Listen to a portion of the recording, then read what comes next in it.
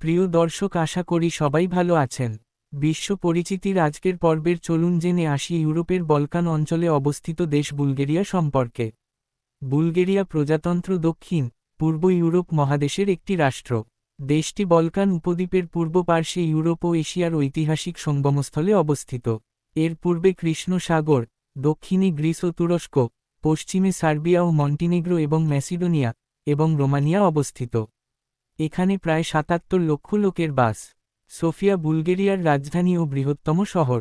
বুলগেরিয়ার ৮০% এর বেশি লোক বুলগেরীয় অর্থোডক্স গির্জার খ্রিস্টধর্মের অনুসারী বা এর সাথে সম্পর্কিত। প্রায় ১২% লোক ইসলাম ধর্মের অনুসারী। মূলত উসমানীয় সাম্রাজ্যের শাসনামলে আগত তুর্কি বসতিস্থাপকদের মধ্যে ইসলাম প্রচলিত। বুলগেরীয় ভাষা বুলগেরিয়ার সরকারি ভাষা এবং এই ভাষাতে দেশটির প্রায় ৮৫% লোক কথা বলে। সংখ্যালঘু ভাষাগুলির মধ্যে তুর্কি, আলবেনীয়, আর্মেনীয়, গাগাউজ, গ্রিক, ম্যাসেডোনীয় এবং রোমানীয় ভাষা উল্লেখযোগ্য। এছাড়াও বুলগেরিয়াতে জিপসি বা রোমানি ভাষা ব্যবহারকারী একটি উল্লেখযোগ্য জনগোষ্ঠী বাস করে। আন্তর্জাতিক কর্মকাণ্ডে রুশ, জার্মান এবং ইংরেজি ভাষা ব্যবহার করা হয়।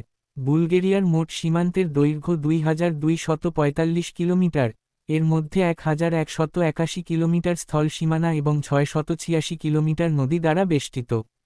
এছাড়া ৩৭৮ কিলোমিটার উপকূলরেখা রয়েছে। বুলগেরিয়া পর্বত, নদ-নদী ও সমভূমির দেশ। উত্তর বুলগেরিয়ার পূর্ব, পশ্চিম বরাবর বলকান পর্বতমালা প্রসারিত। বলকান পর্বতমালার নামেই অঞ্চলটির নাম হয়েছে বলকান। তবে বুলগেরীয়রা এগুলিকে স্টারপ্লেনিনা বা প্রাচীন পর্বতমালা নামে ডাকে। ইউরোপের দ্বিতীয় দীর্ঘতম নদী দানিউব বুলগেরিয়ার উত্তর সীমান্ত গঠন করেছে। পশ্চিমে সোফিয়া এবং পূর্বে কৃষ্ণ সাগর পর্যন্ত নিম্নভূমিটি গোলাপের উপত্যকা নামে পরিচিত। ৩ শতাব্দীরও বেশি সময় ধরে এখানকার কৃষকেরা কাজালনুক গোলাপের চাষ করে আসছেন। এই গোলাপের তৈল নির্যাস অত্যন্ত দুর্লভ এবং বুলগেরিয়ার অন্যতম রপ্তানি পণ্য। বুলগেরিয়ার পূর্বে কৃষ্ণ সাগরের উপকূল, উত্তরে খাড়া পার্বত্য ঢাল থেকে দক্ষিণে বালুকামো সৈকতে নেমে এসেছে। এখানকার পর্যটন কেন্দ্রগুলিতে সারা বিশ্ব থেকে লোক বেড়াতে আসে। উত্তরের পর্বতমালাতে শীতকালে ভারী বরফ পড়ে, ফলে শীতকালীন ক্রীড়ার জমজমাট আসর বসে এখানে। ইউরোপ ও এশিয়ার মধ্যস্থলে অবস্থিত হওয়ায় বুলগেরিয়াকে নিয়ে বহু শক্তির প্রতিদ্বন্দ্বিতা হয়েছে। বহু শতাব্দী ধরে এটি একটি স্বাধীন রাজ্য ছিল।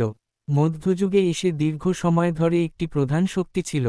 প্রথম বুলগেরীয় সাম্রাজ্যের সময় এখানকার শাসকেরা বলকান উপদ্বীপের অধিকাংশ এলাকা শাসন করেছেন। এখানকার খ্রিস্টান অর্থোডক্স ধর্ম, সংস্কৃতি দক্ষিণ ও পূর্ব ইউরোপীয় বহু স্লাভীয় জাতিকে প্রভাবিত করেছে। পূর্ব ইউরোপের ভাষাগুলির লিখন পদ্ধতিতে প্রচলিত সিরিলীয় লিপি বুলগেরিয়াতেই উদ্ভাবিত হয়।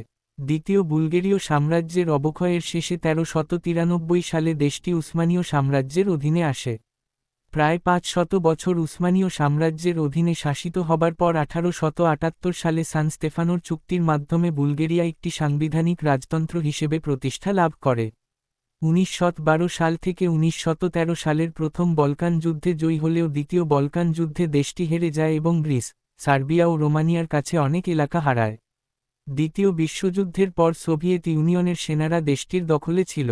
এ সময় সোভিয়েত সরকারের সমর্থনে একটি সাম্যবাদী সরকার প্রতিষ্ঠিত হয়। সাম্যবাদী শাসনের সময় বুলগেরীয় নেতারা প্রধানত কৃষিভিত্তিক দেশটির অর্থনীতির আধুনিকায়নের লক্ষ্যে একটি শিল্পায়ন প্রকল্প শুরু করেন। ১৯৮৯ সালে গণতান্ত্রিক সংস্কারের আগ পর্যন্ত বুলগেরিয়া একটি সাম্যবাদী রাষ্ট্র ছিল। ১৯৯০ সালে বুলগেরিয়াতে যুদ্ধের পর প্রথমবারের মতো বহুদলীয় নির্বাচন অনুষ্ঠিত হয় এবং এর নাম গণপ্রজাতন্ত্রী বুলগেরিয়া থেকে বদলে বুলগেরিয়া প্রজাতন্ত্র রাখা হয়। রুশীকরণ থেকে দেশটি অনেক ক্ষতিগ্রস্ত হয়েছে। গণতন্ত্র ও মুক্ত বাণিজ্যের পথে রূপান্তর বুলগেরিয়ার জন্য সুখপ্রদ হয়নি।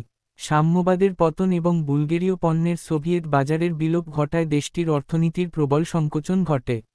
মুদ্রাস্ফীতি ও বেকারত্বের ঊর্ধ্বগতি, অবারিত দুর্নীতি এবং সমাজকল্যাণ ব্যবস্থার বিপর্যয় ঘটায় জীবনযাত্রার মানের চরম পতন ঘটে। অনেক বুলগেরীয় দেশ ছেড়ে চলে যান। বুলগেরীয় সরকার ১৯৯০ এর দশকের শুরুর দিকে গৃহীত সংস্কারগুলির ব্যাপারে অটল থাকলে ধীরে ধীরে বৃহত্তর রাজনৈতিক ও অর্থনৈতিক স্থিতিশীলতা অর্জিত হয়।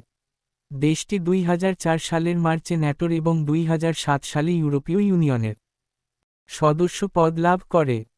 বুলগেরিয়ার প্রাকৃতিক সম্পদের মধ্যে খনিজ তেল, লিগনাইট কয়লা, লোহা আকরিক, তামা, সীসা, দস্তা, লবণ, বক্সাইট এবং কাঠ অন্যতম।